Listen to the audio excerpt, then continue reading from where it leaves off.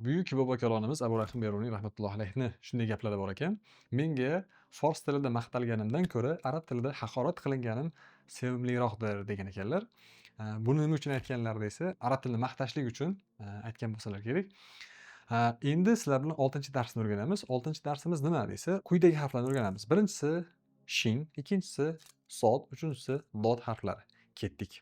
Shin harfi azizlar, qaranglar, mana bunaqa shaklda yozamizda 3 ta nuqtasini qo'yamiz. Bu sinni o'zi. Faqat 3 ta nuqtasi bor.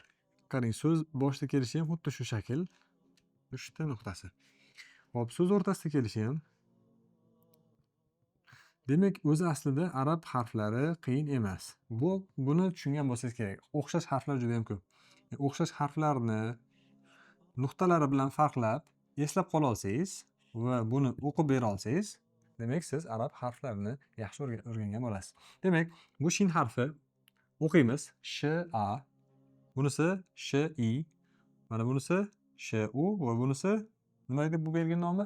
Sukun. Sukun bilan kelganda sh ni o'zi bo'ladi. Sha, shi, shu va sh harfi.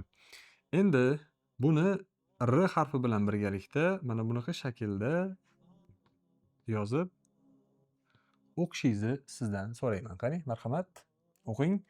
R O Sh. Rosh. Barakalloh. Endi mana bunaqa holatda bo'lsa nima bo'ladi? O'qing. Sh A R. Shar. Endi hop, masalan, so'z bunaqa holatda bo'lsa-chi? B I Sh R U. Bishru. Mana bunaqa so'z yozib bersam, nima bo'ldi? Sh I R B U. Mana buni o'qishga harakat qiling. Nima bo'ldi? J A Sh. Jash. Mana buni o'qishga harakat qiling. X O Sh. Xosh. Endi keyingisi, masalan, shunaqa holatda bo'lsa, Sh A H. Shah. Endi bunaqa bo'lsa-chi, nima bo'ladi? Sh A Sh. Shash. Hop, agar bunaqa bo'lsa-chi? S A Sh. Sash. R osh. Shar. Bishru. Sh irbu. J A Sh. X O Sh. Sh A H. Sh A Sh. S A Sh. Bu so'zlar o'qish uchun, o'qishingizni yaxshilash uchun va yozishni mashq qilish uchun. Shuning uchun buni albatta husnixat daftaringizga, hozir yozayotgan daftaringizga albatta yozing. Buni qayta-qayta ko'proq qilib yozishingiz kerak bo'ladi. Shunda yozuvingiz chiroyli bo'ladi. Endi keyingi harfimiz sod harfi bo'ladi. Sod harfi biroz talaffuzi yo'g'on qilib talaffuz qilinadigan, sin harfini yo'g'on varianti desak bo'ladi. Ko'rinishi ham o'xshab ketadi, faqat mana bu joyda uzunchoqroq bo'ladi. Xo'p, sod harfi, e'tibor bering, S O D. So'z boshida kelishi mana shu qismi yoziladi va mana bunaqa ko'rinishda. Mana bunday qilib yozib, keyin bu yog'ini bu yoqqa qilib yozamiz. So'z o'rtasida kelishi bu yoqqa keladi, qaytaramiz, uni davom ettiramiz. Cho'zib yozsangiz ham, qisqa yozsangiz ham mana shu sod harfi.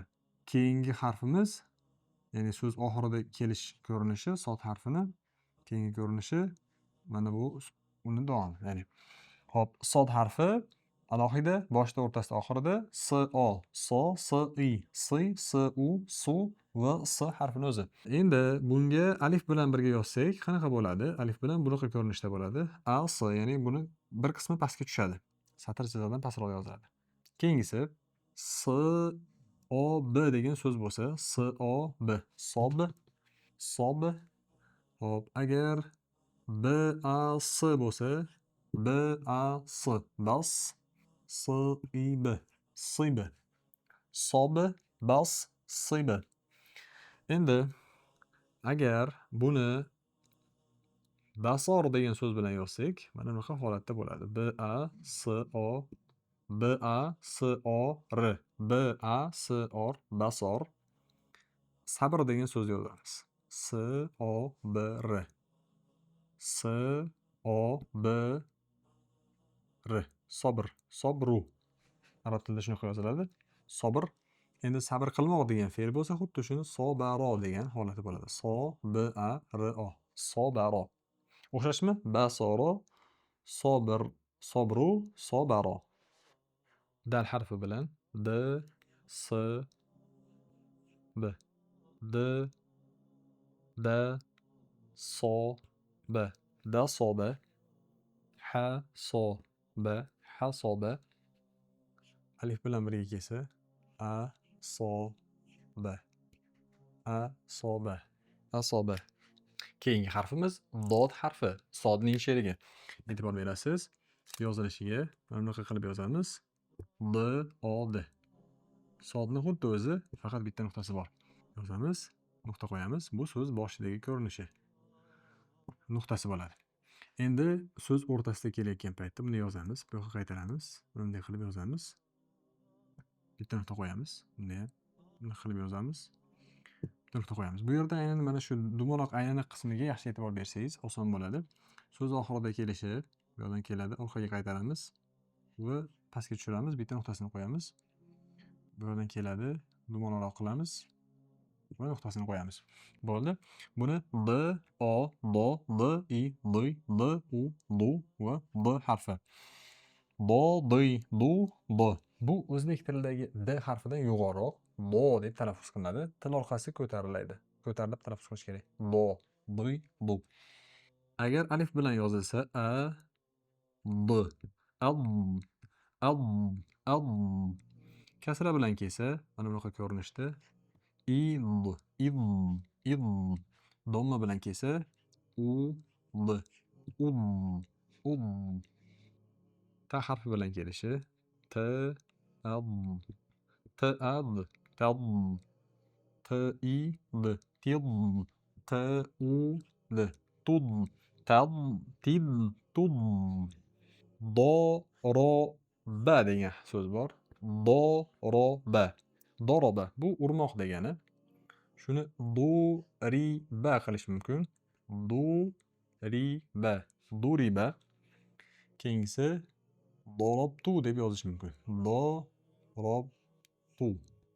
Agar dorobtu bo'lsa D O R O B va tuni bunday yozamiz. Dorobtu. Dorobtu. Ad, in, un. Tad, tin, tun. Doroba, duriba, dorobtu. Mana azizlar, sizlar bilan 3 ta harfni o'rgandik. Bu uchala harfimiz arab tilida talaffuzi 3 ta harfdan ikkitasi, ayniqsa sod bilan dod talaffuzi biroz qiyinroq bo'lgan harflar. Tilni orqa tomoni ko'tarilib talaffuz qilinishi kerak. Talaffuzi qiyinroq bo'lgan harflarni o'rganish uchun maxsus mashqlar qilish kerak. Aynan ana shu mashqlar haqida ham kelajakda video darslik tayyorlaymiz va talaffuz degan darslarni tayyorlab qo'yganmiz bir necha yillar oldin. Ana shularni o'tib ko'rishingiz mumkin. Talaffuzingizni yaxshilamoqchi bo'lsangiz, sizga arab harflarining talaffuzini chiroyli qilmoqchi bo'ladigan bo'lsangiz, sizga biz o'zimizni jonli darslarimizni taklif qilamiz. Marhamat, quyidagi havola orqali darslarimizda qatnashsangiz bo'ladi.